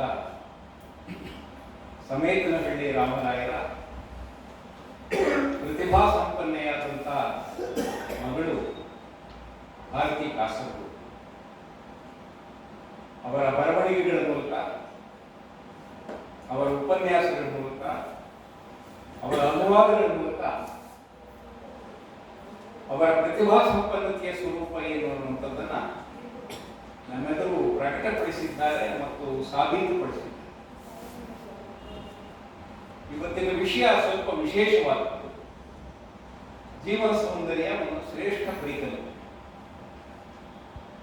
ಅವರನ್ನ ಉಪನ್ಯಾಸಕ್ಕೆ ಆಹ್ವಾನಿಸಿದಾಗ ವಿಷಯದ ಆಯ್ಕೆಯನ್ನ ನಾವು ಅವರಿಗೆ ಬಿಟ್ಟಿದ್ದೇವೆ. ನಾವು ಒಂದೆರಡು ವಿಷಯಗಳನ್ನು ಸೂಚಿಸಿದ್ದಾದ್ಮೇಲೆ ಇದರಾಚೆಗೂ ನೀವು ಆಲೋಚನೆ ಮಾಡಬಹುದು ಅಂತ ಅಂದಾಗ ಅವರ ಆಲೋಚನೆ ಮಾಡಿ ಈ ವಿಷಯ ಇರಲಿ ಅಂತಂದ್ರು. ನಾವು ಅದನ್ನು ಒಪ್ಕೊಂಡು 2ನೇ ಮಾತಿದ್ವಿ. ಜೀವನ ಮತ್ತು ಸೌಂದರ್ಯ ಇವುಗಳಿಗಿರುವ ಸಂಬಂಧ. ಪ್ರತ್ಯೇಕವಾಗಿ ಜೀವನ, ಪ್ರತ್ಯೇಕವಾಗಿ ಸೌಂದರ್ಯ, ಇವುಗಳನ್ನು ಕುರಿತ ಬೇಕಾದಷ್ಟು ಚರ್ಚೆಗಳಾಗಿವೆ. DVG ಅವರಿಂದ ಮೊದಲುಗೊಂಡು G.S. ಶಿವರುದ್ರಪ್ಪನವರವರೆಗೆ ನವೋದಯ ಸಂದರ್ಭದಲ್ಲಿ ಅನರ್ಯವು ಉಲ್ಲೇಖ ಮಾಡಿದಂತೆ ಬೇಂದ್ರೆಯವರು ಮತ್ತು ಶಂಭಾ ಜೋಶಿಯವರು ಇವರು ಕೂಡ ಜೀವನ ಸೌಂದರ್ಯವನ್ನು ಕುರಿತು ಅವರವರದ್ದೇ ಆದಂತಹ ಮೀಮಾಂಸೆಗಳನ್ನು ಮಾಡಿರುವುದು. ಆದರೂ ಅದು ಅಲ್ಲಿಗೆ ಕೊನೆಯಾಗುವಂಥದ್ದಲ್ಲ. ನೀವೆಷ್ಟೆಷ್ಟು ಜೀವನವನ್ನ ಬಗೆಯೋದಕ್ಕೆ ಸಾಧ್ಯವೋ, ಸೌಂದರ್ಯವನ್ನ ಅಳೆಯೋದಕ್ಕೆ ಸಾಧ್ಯವೋ, ಅಷ್ಟಷ್ಟು ಅದರ ವ್ಯಾಪ್ತಿ ಹಿಗ್ಗುತ್ತಾ ಹೋಗುತ್ತೆ. ಇಷ್ಟೆಲ್ಲ ಚರ್ಚೆಗಳಾದ ಮೇಲೂ ನಾನು ಜೀವನ ಮತ್ತು ಸೌಂದರ್ಯ ಕುರಿತು ಮಾತನಾಡ್ತೀನಿ ಅಂತಂದ್ರೆ ಅದರ ಆಚೆಗಿನದು ಏನನ್ನೋ ಎಟುಕಿಸಿಕೊಳ್ಳುವಂತ ಒಂದು ಪ್ರಯತ್ನದಲ್ಲಿ ಭಾರತಿ ಕಾಸರಗೋಡು ಇದ್ದಾರೆ ಅನ್ನುವಂಥದ್ದನ್ನ ಸ್ಪಷ್ಟವಾಗಿ ಸೂಚಿಸಿದ್ದಾರೆ. ಇದಕ್ಕೆ ಹಿನ್ನೆಲೆಯಾಗಿ ಅವರು ತಮ್ಮ ಕೆಲವು ಅನುಭವಗಳನ್ನು, ಕೆಲವು ಉದಾಹರಣೆಗಳನ್ನ ಅವರ ಕೃತಿಗಳಿಂದಲೇ ಹೆಚ್ಚಿಕೊಡು. ಅದು ಕವಿತೆಯಾಗಿರ್ಬೋದು, ಕಥೆಯಾಗಿರ್ಬೋದು ಇತ್ಯಾದಿ. ಈ ಸೌಂದರ್ಯದ ಕಲ್ಪನೆ ಬಹಳ ವಿಶಿಷ್ಟವಾದದ್ದು. ಸೌಂದರ್ಯದ ಬಗ್ಗೆ ಮಾತನಾಡ್ತಾ ಇರುವಂತವರು ಸಂಸ್ಕೃತ ಕಾವ್ಯಗಳಲ್ಲಿ ಇದನ್ನ ಕುರಿತಂತ ವಿಚಾರಗಳು ಏನೇನು ಬರ್ತವೆ, ಎಲ್ಲಿವರೆಗೂ ಇದು ಸಾಗಿ ಹೋಗ್ತದೆ ಅಂತ ಅದನ್ನೆಲ್ಲವನ್ನೂ ಕೂಡ ತಂದು ನಮ್ಮ ಎದುರುಗಡೆ ಸುರಿತಾರೆ. ಅವರಿಗೆ ಸಾಧ್ಯವಾದಷ್ಟು ವಿಶ್ಲೇಷಣೆಯನ್ನು ಮಾಡ್ತಾರೆ. ಆದರೆ ಅದಕ್ಕೆ ಮುಕ್ತಾಯ ಅನ್ನುವಂಥದ್ದು ಎಲ್ಲಿಯೂ ಕೂಡ ಇಲ್ಲ. ಪ್ರಾರಂಭದಲ್ಲೇ ಒಂದು ಸರಳವಾದಂಥ ವಿಚಾರವನ್ನ ಭಾರತೀಯವರು ನಮ್ಮ ಎದುರುಗಡೆ ಇಟ್ಟು, ಎಲ್ಲಿದೆ ಸೌಂದರ್ಯ? ಜೀವನದಲ್ಲಿ ನಾವು ಅದನ್ನು ಕಾಣೋದಕ್ಕೆ ಸಾಧ್ಯ, ಆದರೆ ಕಾಣುವ ಕಣ್ಣು ಬೇಕು, ಕೇಳುವ ಕಿವಿ ಬೇಕು, ಪಂಚೇಂದ್ರಿಯಗಳ ಸಹಕಾರ ಇರಬೇಕು. ಪಂಚೇಂದ್ರಿಯಗಳನ್ನ ಎಚ್ಚರವಾಗಿಟ್ಟುಕೊಂಡು ನೀವು ನಿಸರ್ಗ ದರ್ಶನವನ್ನು ಮಾಡಿದ್ರೆ, ಪ್ರಕೃತಿಯ ಬಳಿ ಹೋದ್ರೆ ಅದರಿಂದ ಪಡೆಯಬಹುದಾದಂತ ಸುಖ ಏನಿದೆ, ಸಂತೋಷ ಏನಿದೆ, ಉತ್ಸಾಹ ಗರಿಗೆಯಿರುವುದೇನಿದೆ, ಇವೆಲ್ಲವೂ ಕೂಡ ಸೌಂದರ್ಯ. ನಾವು ಎಷ್ಟೇ ಮಾತಾಡಿದ್ರು ಕೂಡ ಒಂದೊಂದು ಮಿತಿಗೆ ನಮ್ಮನ್ನು ಅಳವಡಿಸಿಕೊಂಡೇ ಆ ವಿಚಾರವನ್ನ ಪ್ರಸ್ತಾಪ ಮಾಡಬೇಕಾಗ್ತದೆ. ಇದನ್ನ ಎಷ್ಟು ಸಾಧ್ಯವೋ ಅಷ್ಟು ಉದಾಹರಣೆಗಳನ್ನು ನೋಡ್ಬೇಕು. ಯಾಕೆಂದ್ರೆ ನಾವು 45 ನಿಮಿಷ ಅಂತ ಹೇಳಿದ್ದೆ, ಮಗಳು 5 ನಿಮಿಷ ಇದೆ ಅಂತ ಎಚ್ಚರಿಸಿದ್ರು. ಇನ್ನೂ ಹೇಳುವುದಿತ್ತು, ಟಿಪ್ಪಣಿ ಮಾಡ್ಕೊಂಡಿದ್ದು. ಆಮೇಲೆ ಅವರು ಅನಿಸಿಕೆ ಬಂದರು.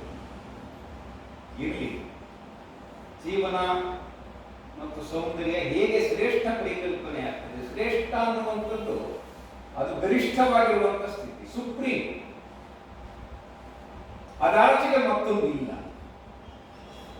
ಆದರೆ ಜೀವನದಲ್ಲಿ ಆ ಸೌಂದರ್ಯವನ್ನ ಕಾಣುವ, ದರ್ಶಿಸುವ ಒಂದು ಕಣ್ಣನ್ನು, ಒಂದು ಮನಸ್ಥಿತಿಯನ್ನು ನಾವು ಪಡೆದುಕೊಂಡಾಗ ಅಂತ ಒಂದು ಆಸ್ವಾದನೆಯಿಂದ ಸಿಗಬಹುದಾದಂತ ಸುಖ ನಮಗೆ ಲಭಿಸೋದಕ್ಕೆ ಸಾಧ್ಯ. ನಾವು ಅನೇಕರನ್ನು ನೋಡ್ತಾ ಇರ್ತೀವಿ, ಬಡತನವನ್ನ ಹಾಸಿ ಉದ್ಕೊಂಡಿದ್ರು ಕೂಡ ನಿಶ್ಚಿಂತರಾಗಿ ಇದ್ದುದರಲ್ಲಿ ಸುಖ ಪಡುವ, ನಿಶ್ಚಿಂತರಾಗಿರುವ ಮನೋಧರ್ಮದವರು ಇರ್ತಾರೆ. ಲಕ್ಷಾಂತರ ಕೋಟ್ಯಂತರ ಸಂಪಾದನೆ ಮಾಡಿರುವಂಥವರು ಕೂಡ ಸಂಪಾದನೆ ಮಾಡಿದ ಹಣ, ಅದಕ್ಕೆ ಕಟ್ಟಬೇಕಾದಂತ ತೆರಿಗೆ, ಅದರ ಮೇಲೆ ಕಂಡು ಬೀಳ್ತದಲ್ಲ, ಕಳ್ಳೋದು, ದರೋಡೆ ಕಾರೋದು ಇತ್ಯಾದಿಗಳು, ಇವೆಲ್ಲ ಚಿಂತೆಗಳಲ್ಲಿ ಹಣವನ್ನ ಸಂಪಾದನೆ ಮಾಡಿ ಅದರಿಂದ ಪಡೆಯಬಹುದಾದಂತ ಸುಖದಿಂದ ಅವರು ವಂಚಿತರಾಗ್ತಾ ಇದ್ದಾರೆ. ಅಂತವರಿಗೆ ಜೀವನದಲ್ಲಿರುವಂತಹ ಸೌಂದರ್ಯ ಕಾಣೋದಕ್ಕೆ ಸಾಧ್ಯ ಇಲ್ಲ. ಅದಕ್ಕೆ ಅವರು ಸೂಕ್ತ ರೂಪದಲ್ಲಿ ಹೇಳಿದ್ದು, ಜೀವನದಲ್ಲಿ ಸೌಂದರ್ಯ ಅನ್ನುವಂಥದ್ದಿದೆ. ಯಾವುದೊಂದು ಕನ್ನಡ ಸಿನಿಮಾದ ಹಾಡು ಎಸ್ ಪಿ ಬಾಲಸುಬ್ರಹ್ಮಣ್ಯ ಮಾಡಿರುವಂಥದ್ದು, ಜೇಸುದಾಸ್. ಅದು ಮತ್ತು ಆ ನಮೂನೆಯ ಮತ್ತಷ್ಟು ಹಾಡುಗಳು, ಎಲ್ಲೆಲ್ಲೂ ಸಂತೋಷವೇ, ಎಲ್ಲೆಲ್ಲೂ ಸಂತೋಷವೇ, ಹೀಗೆ ಹಾಡು ಪ್ರಾರಂಭ ಆಗ್ತದೆ. ಆದರೆ 4-5 ನಿಮಿಷಗಳ ಹಾಡಿನಲ್ಲಿ, ಹೊರ ಜಗತ್ತಿನಲ್ಲಿ, ತಾನು ಹೋದ ಕಡೆಗಳಲ್ಲಿ ಎಲ್ಲೆಲ್ಲಿ ಸಂತೋಷ ಕಾಣುತ್ತದೆ ಎನ್ನುವಂಥದ್ದನ್ನ ಬಹಳ ಸರಳವಾಗಿ ನಿರೂಪಣೆ ಮಾಡ್ತಾ ಹೋಗ್ತಾರೆ. ಆ ಕವಿಭಾವಗಳ ಆಳಕ್ಕೆ ನಾವು ಇಳಿಯುವುದಾದರೆ ಅವರಿಗೆ ಯಾವುದು ಸಂತೋಷವನ್ನು ಕೊಡ್ತಾ ಇದೆಯೋ ಅದು ನಮಗೂ ಸಂತೋಷವನ್ನು ಕೊಡಕ್ಕೆ ಸಾಧ್ಯ ಆಗುತ್ತೆ. ನವೋದಯ ಸಾಹಿತ್ಯ ಸಂದರ್ಭದ ಬಹಳಷ್ಟು ಸಾಹಿತ್ಯಗಳು, ವಿಶೇಷವಾಗಿ ಕವಿಗಳು ನಿಸರ್ಗಾನುಭೂತಿಯನ್ನ ಪಡೆದುಕೊಂಡು ನಿಸರ್ಗದ ಸಾನ್ನಿಧ್ಯದಲ್ಲಿ ಬೈಯುವುದು, ಅದು ಕೊಡ್ತಾ ಇದ್ದಂತಹ ಸುಖವನ್ನ ಅನುಭವಿಸಿ ಅದನ್ನು ಎಷ್ಟು ಮಟ್ಟಿಗೆ ಕವಿತೆಗಳ ಮೂಲಕ ಹಿಡಿದಿಡೋದಕ್ಕೆ ಸಾಧ್ಯ, ಅಭಿವ್ಯಕ್ತಿಸೋದಕ್ಕೆ ಸಾಧ್ಯ, ಅದನ್ನು ಮಾಡಿ ಇದು ಕೇವಲ ಮಾತುಗಳ ಬಣ್ಣನೆಗೆ ಇಟ್ಟಿರದೇ ಇರುವಂಥದ್ದು, ಇದರ ಆಚೆಗೂ ಇದೆ. ಅದನ್ನ ಪಡೆಯುವುದರ ಕಡೆಗೆ ಸಹೃದಯರು ಮನಸ್ಸು ಮಾಡಬೇಕು ಅಂತ ಅದನ್ನು ಹೇಳಿ ನಿಲ್ಲಿಸ್ತಾರೆ. ಬೇಂದ್ರೆಯವರು ಬರೆದಿರುವಂತ ಕವಿತೆಗಳು, ಕುವೆಂಪು ಅವರು ಬರೆದಿರುವಂತ ಕವಿತೆಗಳು, ಪೂತಿನ ಅವರು ಬರೆದಿರುವಂತ ಕವಿತೆಗಳು, ನರಸಿಂಹಸ್ವಾಮಿ ಅವರು ಬರೆದ ಕವಿತೆಗಳು, ಇವೆಲ್ಲವೂ ಕೂಡ ಜೀವನದಲ್ಲಿರುವಂತಹ ಸೌಂದರ್ಯವನ್ನ ಹುಡುಕುವ, ಆ ಚೆಲುವನ್ನ ಆಸ್ವಾದಿಸುವ, ತಾವು ಪಡೆದುಕೊಂಡಿದ್ದನ್ನ ಎಷ್ಟು ಸಾಧ್ಯವೋ ಅಷ್ಟನ್ನು ಶಬ್ದ ಮುಖೇನ ಸಹೃದಯಕ್ಕೆ ಬಡಿಸುವಂತ ಕೆಲಸವನ್ನು ಮಾಡಿ ಇವತ್ತು ಭಾರತೀಯ ಕಾಸರಗೋಡವರು ಕೂಡ ಅದನ್ನೇ ಮಾಡಿದ್ದಾರೆ. ಅಶೋಕ್ ನಾರಾಯಣ್ ಅವರು ಹೇಳಿದ ರೀತಿಯಲ್ಲಿ ಅವರ ಓದು, ಅವರ ಅನುಭವ, ಅವರ ಗ್ರಹಿಕೆ ಇವುಗಳ ಮೂಲಕ ಅವರು ಅರ್ಥ ಮಾಡಿಕೊಂಡಿರುವ ಸೌಂದರ್ಯದ ಸ್ವರೂಪವನ್ನ ನಮ್ಮೆಲ್ಲರೆಡೆ ಬಹಳ ಸರಳವಾಗಿ ಮನಮುಟ್ಟುವಂತೆ ಮುಗಿಸಿದ್ದಾರೆ. ಗುರುಗಳೇನೆ ಶಿಷ್ಯೆಯ ಮಾತುಗಳನ್ನ, ಆ ಮಾತುಗಳಲ್ಲಿರುವ ಅವರ ಲೋಕಗ್ರಹಿಕೆಯನ್ನ, ಅದರ ಹಿಂದೆ ಇರುವಂತ ಅವರ ಅಪರೂಪದ ಅನುಭವಗಳನ್ನ ಎಷ್ಟು ಚೆನ್ನಾಗಿ ಅರ್ಥಪೂರ್ಣವಾಗಿ ಹಂಚಿಕೊಂಡ್ರು ಅಂದ್ರೆ ಅದು ಗುರುವಾಗಿರುವ ನನ್ನ ಸೌಭಾಗ್ಯ ಅಂತ. 3 ವರ್ಷಗಳ ಕಾಲ ಶಿಷ್ಯ ಪಾಠ ಮಾಡಿದಂತ ಮೇಷ್ಟ್ರು ಅನೇಕ ವರ್ಷಗಳ ನಂತರ ಶಿಷ್ಯ ಮಾತನ್ನು ಕೇಳಿ ಆ ಶಿಷ್ಯೆಯ ಇಂಥ ಮಾತುಗಳನ್ನು ಕೇಳುವುದು ಸೌಭಾಗ್ಯ ಅನ್ನುವಂಥದ್ದು ಗುರುಗಳು ಬಹಳ ಅಪರೂಪಕ್ಕೆ ಕೊಡಬಹುದಾದ. ಯಾಕೆಂದ್ರೆ ಗುರುಗಳು ಕೂಡ ಶಿಷ್ಯರನ್ನ ಮೆಚ್ಚಿಕೊಳ್ಳೋದ್ರಲ್ಲಿ, ಶಿಷ್ಯರನ್ನ ಮೆಚ್ಚಿಕೊಳ್ಳೋದ್ರಲ್ಲಿ ಸ್ವಲ್ಪ ಹಿಂದೆ ಕುಡಿತಾರೆ. ಆದ್ರೆ ಅಶೋಕ್ ನಾರಾಯಣ್ ಅವರು ಮನಬಿಚ್ಚಿ ಇದು ಸೌಭಾಗ್ಯ ಅಂತಂದಿರುವಂಥದ್ದು ಭಾರತೀ ಕಾಸರಗೋಡು ಅವರ ಪ್ರತಿಭೆಗೆ ಕೊಡಬಹುದಾದಂತ ಒಂದು ದೊಡ್ಡ ಸರ್ಟಿಫಿಕೇಟ್ ಅಂತ ಇಂಥ ಒಂದು ಒಳ್ಳೆಯ ಉಪನ್ಯಾಸವನ್ನ BMC ಪ್ರತಿಷ್ಠಾನದ ಶಂಭಾ ಜೋಶಿಯವರ ಸ್ಮಾರಕ ವೃತ್ತಿಯಿಂದ ಕೊಡುವುದಕ್ಕೆ ನಾವು ಆಹ್ವಾನಿಸಿದಾಗ ಒಪ್ಪಿಕೊಂಡು ನೀವು ಬಂದು ಅದನ್ನ ಬಹಳ ಯಶಸ್ವಿಯಾಗಿ ನಡೆಸಿಕೊಟ್ಟಿರೋದಕ್ಕೋಸ್ಕರ ಪ್ರತಿಷ್ಠಾನದ ಅಧ್ಯಕ್ಷನಾಗಿ ನಿಮಗೆ ಕೃತಜ್ಞತೆಯನ್ನು ಸಮರ್ಪಣೆ ಮಾಡ್ತೀನಿ. ನಮ್ಮ ಕಾರ್ಯಕಾರಿ ಸಮಿತಿ ಸದಸ್ಯರಾದಂಥ ಡಾಕ್ಟರ್ ಅನಿಲ್ ಕುಮಾರ್ ಅವರು ವಂದನೆಗಳನ್ನು ಸಲ್ಲಿಸಿದರು.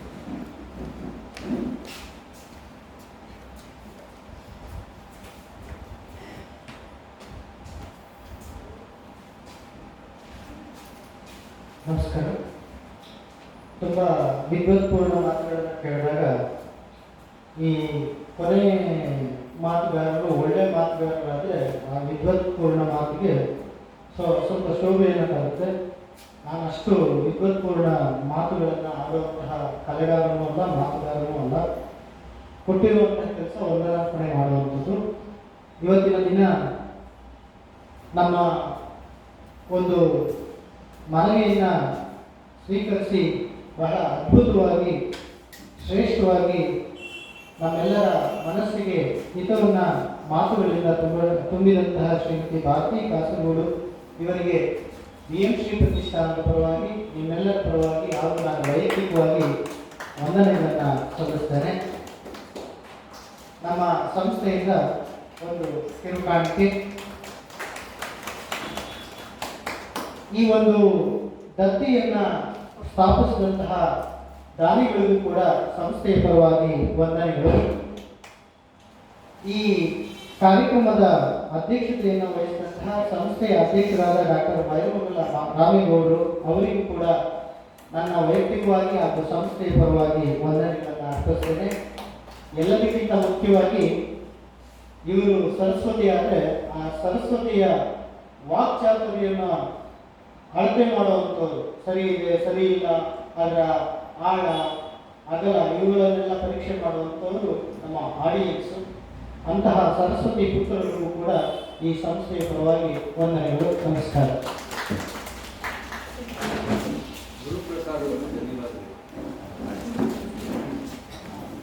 ಕಾರ್ಯಕ್ರಮದ ನಿರೂಪಣೆ, ಸ್ವಾಗತ ಹಾಗೂ ದತ್ತಿಯ ಬಗ್ಗೆ ವಿವರಿಸಿದಂತಹ ನಮ್ಮ ಹಸ್ತಪ್ರತಿ ವಿಭಾಗದ ಮುಖ್ಯಸ್ಥರಾದ ಶ್ರೀ ಗುರುಪ್ರಸಾದ್ ಅವರಿಗೂ ವಂದನೆಗಳು.